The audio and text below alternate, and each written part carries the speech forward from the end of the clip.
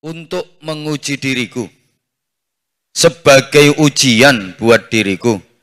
Apakah dengan nikmat-nikmat yang aku dapat ini, aku menjadi orang yang bersyukur atau malah menjadi orang yang kufur. Karena nikmat itu baik disyukuri maupun dikufuri sama-sama berdampak. Apa dampaknya kalau nikmat disyukuri? Apa dampaknya kalau nikmat dikufuri? Tentu para jamaah sudah hafal ayatnya. La in syakartum la azidannakum. Nikmat apapun kalau disyukuri oleh Allah akan ditambah, dan terus ditambah. Makin nikmat, makin nikmat, makin nikmat, namanya barokah. Wala in kafartum inna azabi lasyadid. Nikmat apapun kalau dikufuri, maka akan berubah menjadi siksa yang menyakitkan. Makin sengsara, makin menderita, makin sengsara, makin menderita, namanya jadi musibah. Jadi, para jamaah rahimakumullah, nikmat itu bisa jadi makin bertambah kenikmatannya, namanya barokah. Bisa jadi berubah menjadi sengsara dan derita, namanya musibah. Tergantung bagaimana cara kita menyikapinya, disyukuri apa dikufuri. Mohon maaf, saya ajukan pertanyaan, tolong dijawab dengan jujur. Kira-kira sampai hari ini, sejauh ini, hidup kita lebih banyak syukur apa lebih banyak kufur? Lebih banyak nerimo apa lebih banyak ngersulo?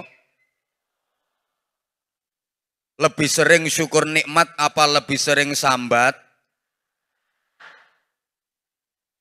Gaji yang diterima merasa cukup apa masih kurang? Mau dipotong apa minta ditambah? Minta ke siapa? Indonesia, negeri yang sangat indah yang kita cintai bersama, itu juga merupakan nikmat dan karunia dari Allah Subhanahu wa Ta'ala. Diberi kemerdekaan itu atas berkat rahmat Allah yang Maha Kuasa.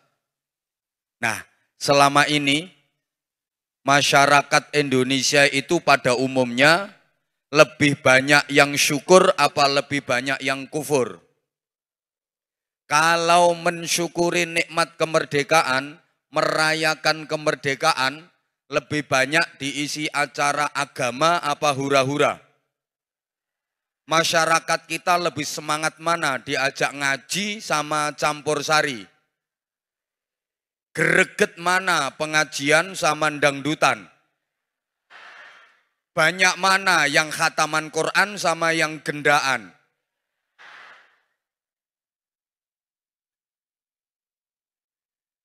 Jangan salahkan siapa-siapa kalau barokah dicabut.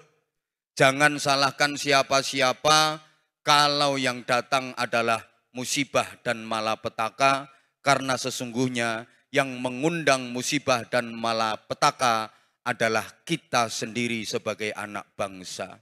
Oleh karenanya, agar kita selamat, agar kita menjadi manusia-manusia yang baik dan benar serta diridhoi Allah Subhanahu wa Ta'ala, kita dikasih contoh dan teladan. Teladan itu adalah Rasulullah Muhammad Sallallahu Alaihi Wasallam yang memang diutus oleh Allah sebagai uswatun hasanah, teladan kebaikan dalam seluruh aspek kehidupan. Allahumma sholli ala Muhammad. Ibu bapak, para jamaah yang saya hormati, kenapa Rasulullah dijadikan teladan? Dan apa yang harus kita teladani dari Rasulullah dalam konteks kekinian peradaban sesuai dengan temanya. Ini saja yang akan saya uraikan, mudah-mudahan selesai dalam 15 menit. Loh kan ngaji di tentara itu nggak boleh lama-lama, harus satset wet-wet selesai.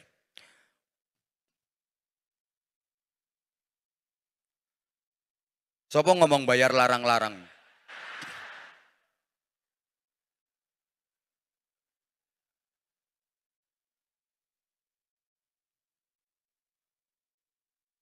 Pengen murah yang ngundang dan Ramil kon ceramah. Jangan ngundang saya.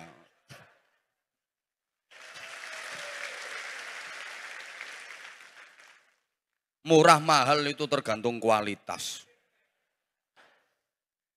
Apa yang harus kita teladani dari Rasulullah? Dan kenapa Rasulullah dijadikan teladan? Oke, kenapa Rasulullah dijadikan teladan? Ibu bapak para jamaah, setidaknya ada 3 alasan utama mengapa Rasulullah dijadikan teladan. Pertama, karena Rasulullah adalah manusia. Seutuhnya Nabi Muhammad itu manusia. Secara kurikulum desain, Nabi Muhammad manusia. Posturnya manusia, gesturnya manusia, perilakunya manusia. Nah, kita manusia disuruh mencontoh manusia. Itu pas, cocok, dan nyambung. Kayak ayam disuruh mencontoh ayam. Itu pas, cocok, nyambung. Kucing disuruh mencontoh kucing. Pas, cocok, nyambung. Misalnya kucing disuruh mencontoh ayam, itu enggak pas, enggak cocok, enggak nyambung. Nah, kita manusia, misalnya disuruh mencontoh malaikat, enggak pas, enggak cocok, enggak nyambung. Maka kayak sholat berjamaah, makmumnya manusia, imamnya juga manusia. Bisa nyambung, pas, dan cocok. Coba misalnya sholat berjamaah di Masjid At-Taqwa, Kodam 5 Brawijaya ini, makmumnya manusia, tapi imamnya malaikat Jibril. Jamaah sholat Isya yang jadi imam malaikat Jibril. Rakaat pertama habis Fatihah, baca Quran khatam 7 kali. Rakaat kedua habis Fatihah, baca Quran khatam 3 kali. Insya Allah kelenger semua makmumnya. Kalau imamnya malaikat nggak ada capek. Malaikat kan nggak kenal capek. Apa Bapak pernah ketemu malaikat Jibril pijet karena kecapean? Enggak. Kayak ceramah hari ini, pengajian hari ini, jamaahnya manusia, yang ceramah juga manusia. Ini pas, cocok, dan nyambung. Bayangkan misalnya jamaah yang mendengarkan manusia, terus yang kasih ceramah malaikat Israel. Bubar. Kalau malaikat kan, wal malakul ladzi bila abin wa la aklala syurba wa la nauma lahum. Malaikat itu tanpa ayah, tanpa ibu. Malaikat itu enggak makan, enggak minum, enggak tidur. Itu malaikat. Jadi misalnya yang diundang ceramah di sini kok malaikat, ya panitia nggak perlu nyiapin minum, nyiapin makan, nyiapin. Itu kalau yang diundang ceramah malaikat. Nah, pengumuman Anwar Zahid ini bukan malaikat. Jadi yang masih perlu nyiapin. Nah, kalau pengen gratisan yang ngundang malaikat. Rasulullah itu manusia. 100% Rasulullah manusia. Sebagai manusia, Rasulullah ya makan, ya minum, ya lapar. Kayak kita. Rasulullah ya sehat, ya pernah sakit. Rasulullah juga nikah. Manusia. Rasulullah ya kerja. Dikira kalau udah jadi nabi nggak usah kerja. Pengen apa-apa tinggal minta ke Tuhan. Pengen duit ya Allahumma duit. Kerotok-kerotok. Enggak. Pengen sate ya Allahumma sate. Gelodak. Enggak. Kerja Rasulullah. Rasulullah juga pernah nggak punya duit. Rasulullah kalau nggak punya duit, utang. Makanya yang utangnya banyak, jangan khawatir nggak diakui jadi umat Rasulullah. tetap diakui. Rasulullah kalau nggak punya duit, utang. Makanya umat Rasulullah yang baik, kalau nggak punya duit, utang. Jangan nyolong, jangan korupsi. Kalau udah punya duit, bayar utang. Kalau duitnya berlebih, ngutangi, ngasih. Rasulullah tuh pernah ditagih hutang. Padahal waktu itu belum jatuh tempo, masih kurang 2 hari. Pulang dari sholat jamaah, didampingi Sayyidina Utsman bin Affan. Di tengah jalan itu dihadang sama orang, ditagih hutang. Muhammad, bayar hutangmu. Kata Nabi, lo kan jatuh temponya masih kurang 2 hari. Gak peduli, pokoknya sekarang aku butuh duit, bayar. Sayyidina Utsman tersinggung. Ini orang gak punya adab, nagih hutang di tengah jalan. Lagian jatuh temponya masih kurang 2 hari. Yang ditagih Rasulullah pula. Langsung Sayyidina Utsman berkata, berapa utang Rasulullah? Ngomong kamu, tak bayar sekarang. Cash dibayar Sayyidina Utsman. Itu. Maka kasdam yang baik adalah kasdam yang mau bayar hutangnya kiai. Itu. Jadi habis ini langsung ke saya, hutangnya berapa Pak Kiai? Cek langsung. Insya Allah nggak lama bintang 2. Nah, itu. Insya Allah itu nggak lama. Kalau nggak mau kayak gitu, turun jadi serda.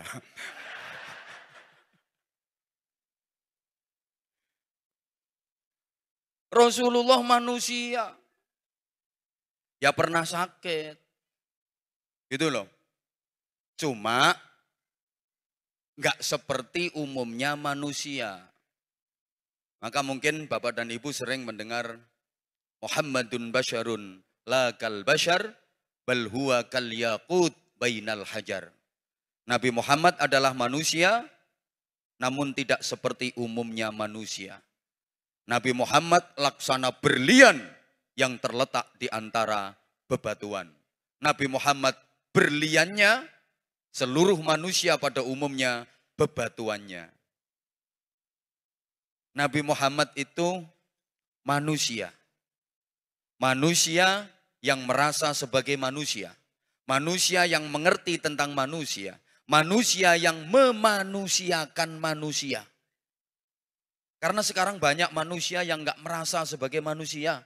Banyak manusia yang tidak mengerti tentang manusia. Dan banyak manusia yang tidak memanusiakan manusia. Yang demikian itu berarti sesungguhnya dia bukan. Ya kalau manusia yang mau memanusiakan manusia. Oke, 2 hal. 1, Nabi Muhammad sebagai manusia. 2, tidak seperti umumnya manusia. Sebagai manusia, Nabi Muhammad ya makan. Kita manusia, kita juga makan. Tapi beda. Nabi Muhammad, kalau benar-benar enggak lapar, enggak makan. Kalau belum benar-benar lapar, maksud saya tahu ulang. Nabi Muhammad itu kalau belum benar-benar lapar, enggak makan. Kalau kita meskipun tidak lapar, makan. Nabi Muhammad kalau makan, sebelum kenyang, sudah berhenti. Kalau kita kadung makan, meskipun sudah kenyang, enggak berhenti-berhenti. Nabi Muhammad itu kalau makan sedikit dan sedikit-sedikit. Kalau kita kan makannya banyak dan banyak-banyak. Nabi Muhammad itu makannya sedikit dan sedikit-sedikit. Sehingga beliau kalau makan pakai tangan kanan dengan 3 jari. Ibu jari, telunjuk, dan jari tengah. Ini menggambarkan betapa beliau kalau makan sedikit dan cara makannya sedikit-sedikit. Yang harus kita contoh itu sedikitnya dan sedikit-sedikitnya. Bukan pakai 3 jarinya. Kalau Nabi pakai 3 jari, iya yang dimakan roti kurma, enak ngambilnya. Lah sampean makan soto, pakai 3 jari, semangkok bisa 3 bulan. Sedikit dan sedikit-sedikitnya. Gitu loh. Jadi kita mencontoh Rasulullah itu juga ada yang situasional, nggak harus plek. Contoh, Rasulullah dalam berpakaian pakai jubah, pakai surban. Kita nggak harus pakai jubah, nggak harus pakai surban. Ingat, yang pakai jubah dan surban bukan cuma Nabi Muhammad. Abu Jahal, Abu Lahab juga pakai jubah, juga pakai surban. Gitu loh. Maka standar berpakaian dalam Islam itu 1, nutup aurat. 2, suci. 3, sopan. Masalah model terserah. Yang penting nutup aurat, suci dan sopan. Jadi nggak harus plek. Nabi Muhammad itu pakai jubah. Kita juga harus pakai jubah. Wah, akhirnya tentara jubahan kabeh. Menek kelopo jubahan. Gak sida oleh kelopo, malah kelopone dhewe sing loro iku meletus. Rasulullah kalau kurban nyembelih onta. Karena di Arab, binatang yang gede, dagingnya banyak, halal itu onta. Nah kalau di Surabaya, ya sapi. Di sini binatang yang gede, dagingnya banyak, halal itu sapi. Jangan maksa. Nabi Muhammad kurban onta, kita harus kurban onta. Kita harus kurban onta. Akhirnya ada yang kurban onta, malah ditangkap polisi. Dari mana dapat onta kalau nggak nyuri dari kebun binatang? Itu loh.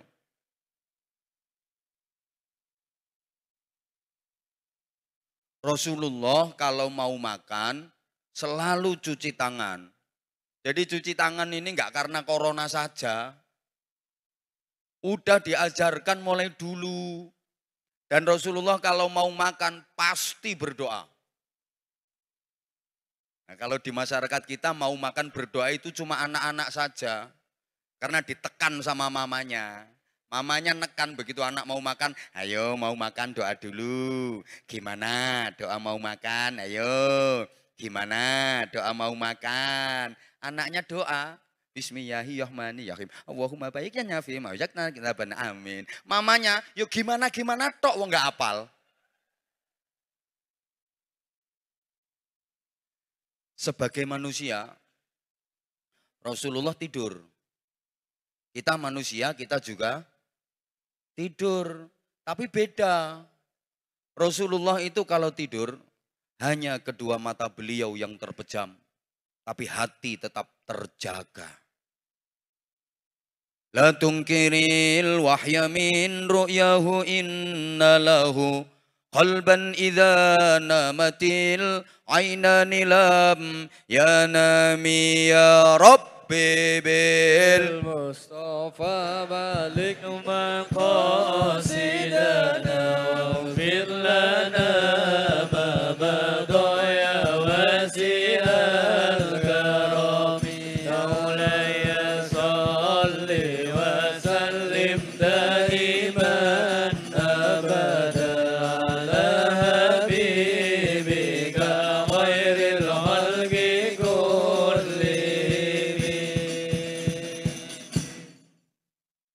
Jadi beliau kalau tidur hanya kedua matanya saja yang terpejam. Hati tetap terjaga. Sadar dan tahu apa yang terjadi di sekitarnya. Nah, kalau kita tidur total. Blek, sek, inna lillahi.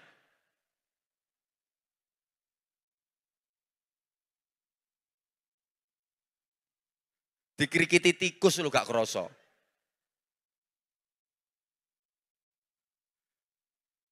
Rasulullah kalau mau tidur pasti berwudu. Jadi tidur beliau dalam keadaan suci dari hadas.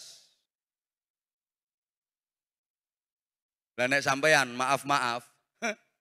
Wis pokoknya saksek gak peduli kepet ya tidur. Loh, maaf ya, kepet itu bukan hanya dari buang air besar, buang air kecil aja. Kepet dari kentut. Itu kan juga kepet nanggung hadas namanya. Tatut, tatet, turu. Ya suara kentut itu ada tut, ada tet, ada tot, tergantung ukuran bokong. Kalau bokongnya kecil tipis ya tit. Gitu. Kalau bokong tanggung ya tot. Bokong tebel kadek besar ya biasanya beda itu suaranya.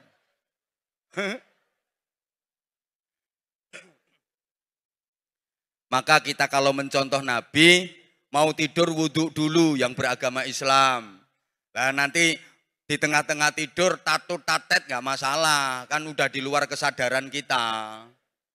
Rasulullah kalau mau tidur selalu berzikir, berdoa, berzikir, berdoa, berzikir, berdoa terus sampai tidur. Zikir, doa, baca zikir, baca doa, baca zikir, baca doa sampai tidur. Kalau anggota Makodam 5 Brawijaya plus persitnya ini udah agamis betul. Saya yakin kalau mau tidur semuanya pada baca kitab. Kitabnya Fathul WhatsApp, Raudatul Facebook, Kifayatul Instagram, Hidayatul Twitter, dan Nihayatul TikTok. Tidurnya itu ngeloni HP. Betul? Ya Allah. Padahal dianjurkan baca Quran sebelum tidur. Agar kelak di akhirat dapat syafaatnya Al-Quran. Dapat pembelaan dan pertolongannya Al-Quran. Iqra'ul Quran fa innahu ya'ti yaumal qiyamati syafi'an li ashabih. Baca Al-Quran, nanti kelak di hari kiamat Quran akan datang memberikan syafaat dan pembelaannya kepadamu. Ibu, maaf, mata ibu kalau tiap hari lebih sering mana dipakai baca Quran sama baca HP? Oke, besok di akhirat minta syafaatnya Samsung ya.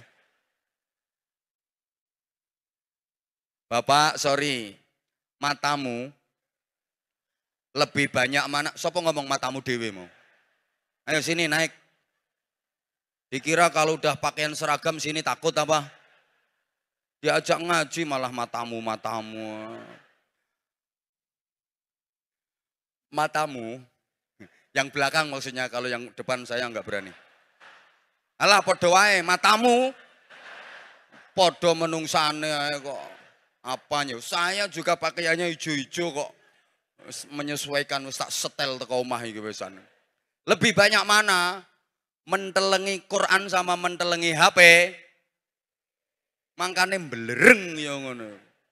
Allah ya Karim, itu kita. Sehingga sesungguhnya kita sakit tapi kita nggak sadar. Ya kapan-kapan tak jelasin yang itu Pak Kasdam, tapi nanti diundang lagi. Ya kalau disampaikan sekarang semuanya ya engkau gak diundang meneh. Ini namanya marketing dakwah. Dibikin penasaran dulu biar ngundang lagi. Rasulullah kalau tidur posisinya istiqamah, beradab. Miring kanan hadap kiblat. Jadi miring kanan hadap kiblat. Misalkan posisinya di Indonesia sini berarti kepala di utara, kaki sebelah selatan, miringnya ke kanan, hadap kiblat kayak gini, telapak tangan kanan dipakai bantal pipi kanan, telapak tangan kiri ditaruh di atas paha kiri. Mulai mapan sampai bangun, gak berubah posisinya. Itu Rasulullah kalau tidur. Nah sampean ya iso nyontoh mapane.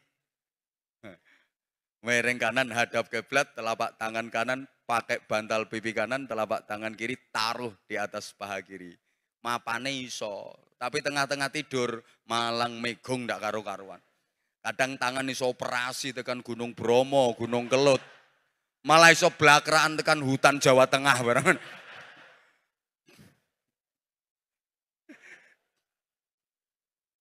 Ambek kukur-kukur kerok, keruwak ngono wis mbuh ndak karo-karuan.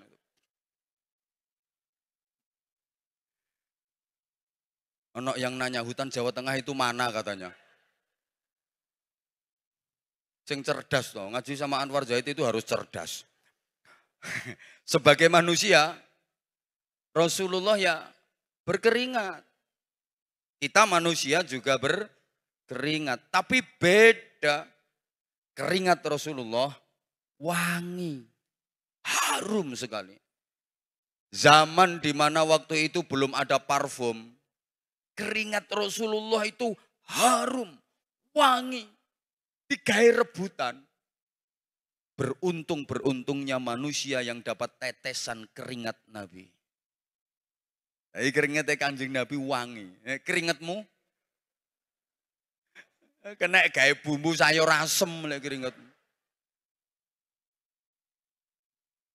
Sebagai manusia, Rasulullah juga kencing. Kita manusia juga kencing, tapi beda. Kencing Rasulullah sama sekali tak berbau dan tak berbekas. Begitu keluar, lenyap ditelan alam. Nek uyuhmu, muntuk. Gak terima koyok minyak goreng, minyak jelantah. Baunya, pesing standar internasional. Ayo coba. Sebagai manusia, Rasulullah juga berludah. Kita manusia juga berludah. Tapi ludahnya beda. Ludah Nabi Muhammad itu obat. Masih ingat peristiwa hijrah. Ketika bersembunyi di dalam goa didampingi sahabat karib beliau Sayyidina Abu Bakar Siddiq. Menghindari kejaran orang-orang kafir Quraisy yang akan membunuhnya. Nabi Muhammad bersama Sayyidina Abu Bakar Siddiq bersembunyi di dalam goa. Nabi tertidur di pangkuan Abu Bakar Siddiq. Saking capeknya, saking lelahnya. Nah ketika Nabi tertidur itu, dari salah satu lubang di dinding goa, ada kepala ular yang beruntup-untup, berbedunduk. Abu Bakar Siddiq kaget, gawat ini kalau ular sampai keluar, ini ular berbisa. Kalau sampai nanti menggigit Nabi, bahaya. Apa yang dilakukan Abu Bakar Siddiq? Dengan refleks ditutup lubang itu pakai tangannya. Plek. Ya namanya ular pengen keluar, lubangnya ditutup. Langsung menggigit itu ular. Tangan Abu Bakar Siddiq digigit, cetet. Bengkak, membiru, dan racun menjalar. Abu Bakar Siddiq gemetar menahan sakit. Sakit. Karena yang gigit ularnya besar banget. Ular Arab. Gede ular Arab kok. Lene ular Jawa kan cuwili ungkil ngono. Iki ular Arab iki sing nyokot.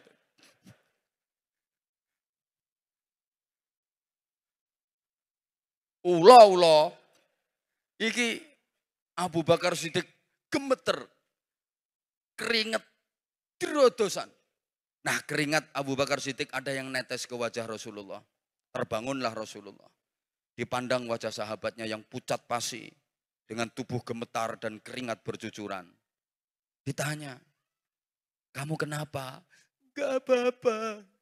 Ini sambil tangannya masih nahan lubang yang digigit ular tadi. Kamu sakit ya? Enggak. Kamu takut dikejar orang-orang kafir? Enggak. Kamu berat meninggalkan Mekah? Enggak. Terus kamu kenapa? Karena didesak sama Nabi akhirnya ngaku. Joko tulo gitu. Dipegang itu tangan, diludahi sama Rasulullah. Sembuh seketika.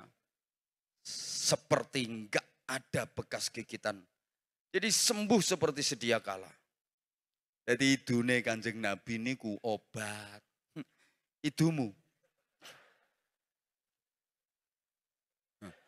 Salah naruh panjang urusannya. Idumu keliru ndekek ya dawa urusane. Ayo coba ngidu nang ngarepe Pak Kasdam. Tamat riwayatmu.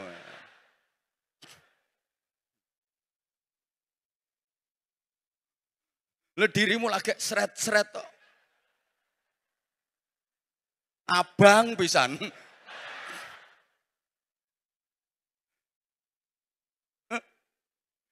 Ayo coba. Salah naruh panjang urusannya. Meskipun nggak tahu loh. Ada orang lewat, sampean ngeludah. Itu gede sih san. Terus plek nang rai. Musuhan pitung turunan. Gara-gara salah naruh ludah. Itu loh. Maka Rasulullah itu manusia, tapi tidak seperti umumnya manusia. Beliau istimewa karena beliau mampu memberikan keteladanan yang sangat prima. Allahumma sholli ala Muhammad. Yang kedua. Kan tadi udah ngomong waktunya 15 menit. Kalau ada tambahan waktu, izin Pak Kasdam. Tambahan waktu itu ibarat kerja namanya lembur. Nah, jadi ini ada lemburannya apa enggak kan? Tergantung beliau yang mewakili Pangdam, kan gitu. Panglimanya lagi ada agenda, sehingga sekarang Kasdam yang bertanggung jawab. Kalau enggak pengen digeser. Nah, pengen geser saya tinggal telepon atasan selesai. Minta kemana? Papua. Halo. Yang kedua, kenapa Rasulullah dijadikan teladan? Sebab Nabi Muhammad itu sempurna baiknya, figur yang lengkap, komplit, baik dari semua aspek. Baiknya Rasulullah itu menyeluruh. Sehingga Rasulullah bisa menjadi teladan siapapun. Siapapun orangnya, apapun profesinya, bisa meneladani Rasulullah. Karena memang Rasulullah bisa dijadikan teladan oleh siapapun. Baiknya Rasulullah itu stabil, lurus, nggak ada bengkoknya sama sekali. Rasulullah itu sedikit pun nggak ada jeleknya. Tanpa noda, tanpa celah. Api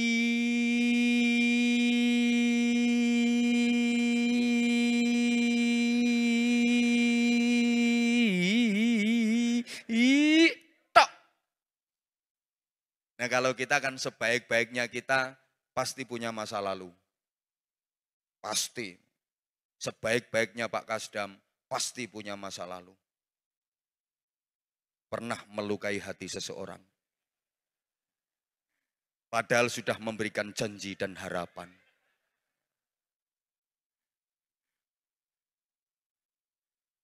Sebaik-baiknya kita pasti punya masa lalu yang ada buruknya. Jadi kata kuncinya gini ya.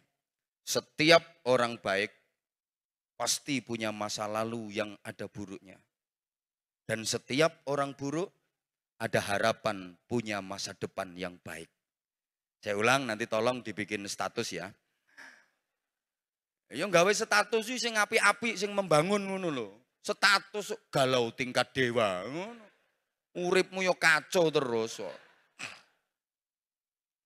Perhatikan, terutama yang tidak begitu cerdas, perhatikan. Setiap orang baik pasti punya masa lalu yang itu ada buruknya. Maka jangan pernah merasa diri baik. Dan setiap orang buruk ada harapan punya masa depan yang baik. Maka jangan putus asa untuk berjuang jadi orang baik. Oh no.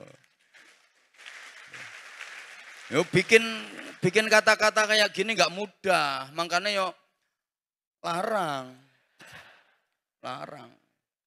Bu, nek pengen murah bojomu kongkon ceramah dhewe. Murah yo.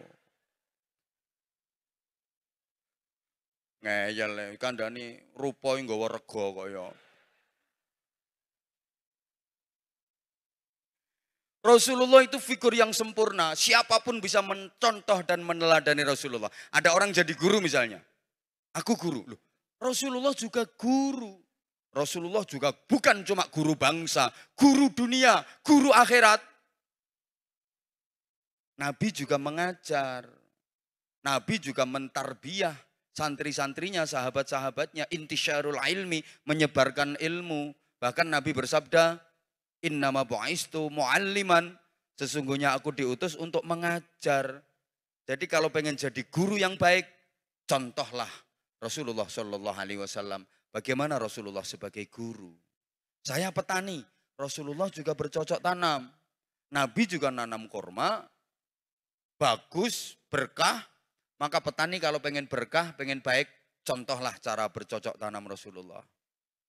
Aku pedagang, Rasulullah pedagang ulung. Umur 12 tahun aja dagangnya udah lintas negara. Udah sampai ke negeri Syam, sekarang jadi negara Syria. Maka pedagang yang baik, kalau pengen barokah, contoh cara berniaga Rasulullah Shallallahu Alaihi Wasallam.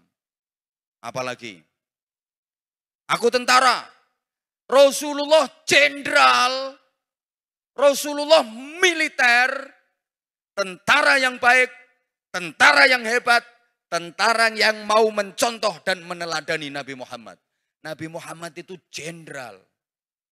27 kali peperangan, memimpin pasukan dan berada di garda terdepan. 27 kali perang, Rasulullah berada di garis terdepan, memimpin pasukan. Iki moro-moro dadi brigjen nih tahu perang ping piro? Enake moro-moro dapat jabatan kasdam. Perang berapa kali coba? Moro-moro bintang nang kene. Gak tahu perang. Dikirim no Ambon yo alasan ae.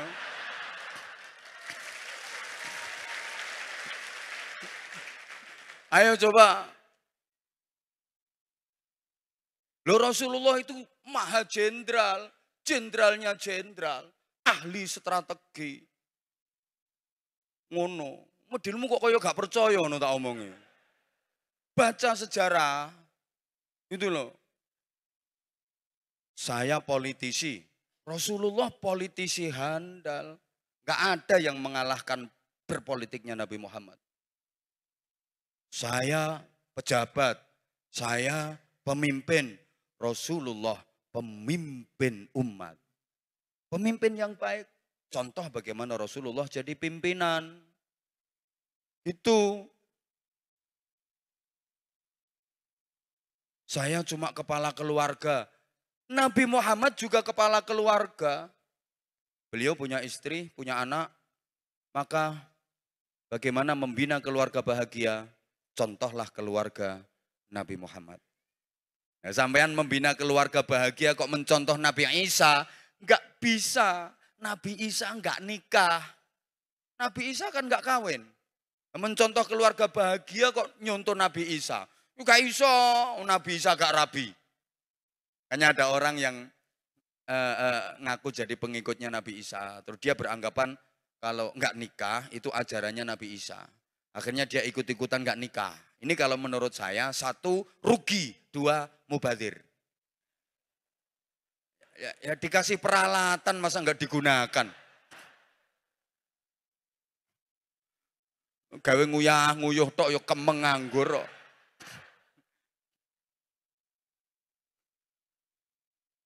Ya Allah ya Karim. Gitu loh. Terus hebatnya lagi. Nabi Muhammad itu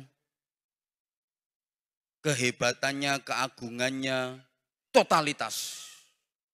Kapanpun, dimanapun, di hadapan siapapun, beliau selalu hebat.